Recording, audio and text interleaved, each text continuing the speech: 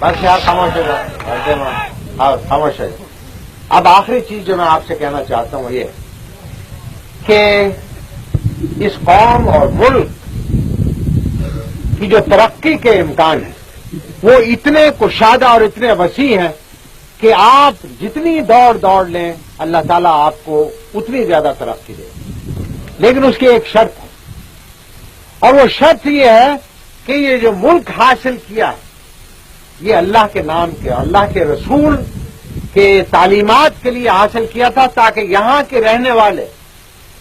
اپنی زندگیاں اسلامی اقدار کے مطابق بسر کر سکیں. ہم نے گزشتہ 40 سال کے اندر اس چیز کی طرف کوئی خاص توجہ نہیں دی. گزشتہ 10 سالوں سے یہ مولانا اکرم جیسے علماء کرام اور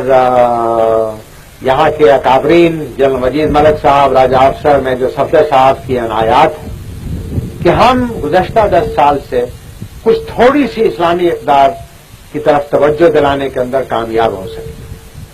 اسلام کا نام یہ نہیں ہے کہ آپ یہاں دیکھیں کہ کتنا زور کا نعرہ مار سکیں، لیکن اسلام کی اقدار یہ ہونی چاہیے کہ جو اللہ تعالیٰ کو ماننے والا ہے اور جو اللہ تعالیٰ کا نام لینے والا ہے، جو رسول کا شدائی ہے، جس کے دل کے اندر حب رسول ہے، جس وقت وہ نعرہ لگائے تو زمین پھٹ جائے. لہذا اس مقام تک پہنچنے کے لیے ضروری ہے کہ آپ اللہ تعالیٰ کے احکامات کو پوری طرح پابندی کریں. اللہ تعالیٰ نے مسلمان کے اوپر 5 وقت کی نماز فرض کی ہے، رمضان کے مہینے کے روزے فرض کیے ہیں، زکوٰۃ فرض کی ہے، اور اس کے علاوہ اسلامی اقدار کے اندر یہ ضروری ہے کہ بھائی اپنے بھائی کی خدمت کرے،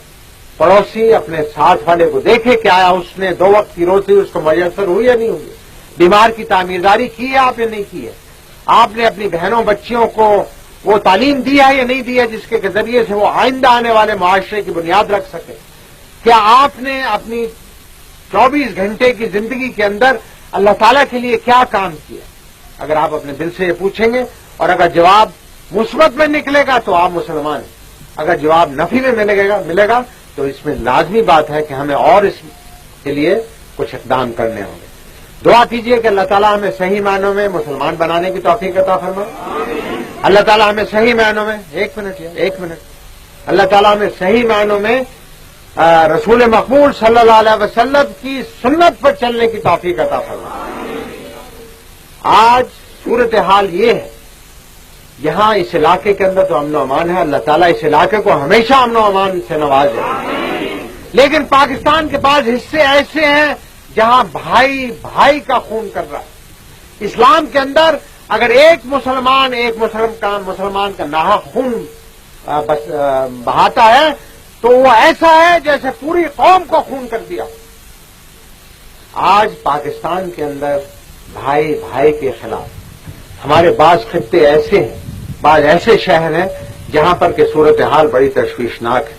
دعا کیجیے کہ اللہ تعالیٰ وہاں امن و امان قائم کرے، ہمیں اس قابل بنائے کہ ہم صحیح معنوں میں یہاں پاکستانیوں کی، مسلمانوں کی عزت و آبرو اور ان کی املاک کا صحیح طور پر حکومت تحفظ کر سکے، تاکہ ہر شہری ایک آزاد شہری ہونے کے ذریعے سے، ایک آزاد مسلمان ہونے کی حیثیت سے، ایک اچھا پاکستانی ہونے کی حیثیت سے اپنی زندگی گزار سکے. یہ زندگی جو ہے یہاں پر ہمیشہ ساری عمر کسی نے نہیں بیٹھ سکتی.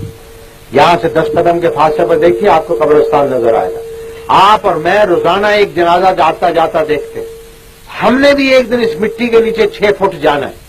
اور وہاں پر جا کر پرسش ہوگی کہ بتاؤ میں نے تمہیں زندگی عطا کی تھی، اس زندگی کے اندر تم نے کیا کام کیا ہے؟ کیا آیا اس موقع کے لیے میں اور آپ تیار ہیں؟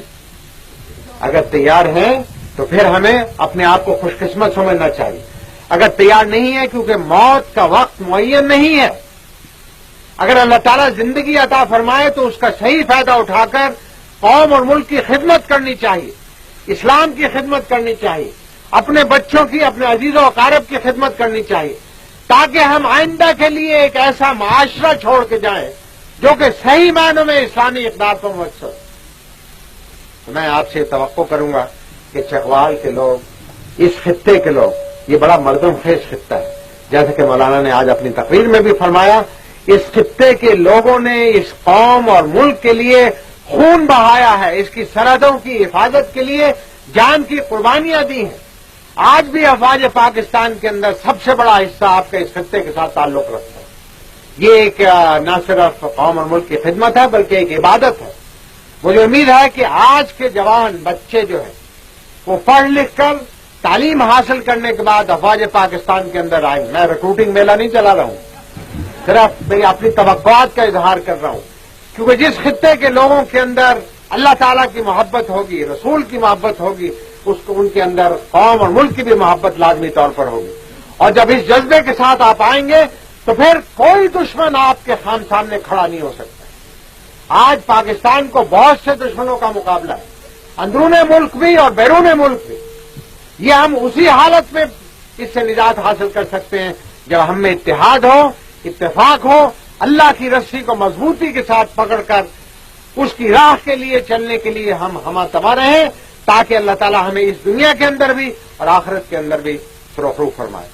ان الفاظ کے ساتھ میں آپ حضرات کا مشکور ہوں کہ آپ نے بڑی خاموشی کے ساتھ، ذرا یار خاموش ہے، ایک منٹ کریں یار، سلوٹ میں نہیں، مجھے بہت سے سلوٹ میں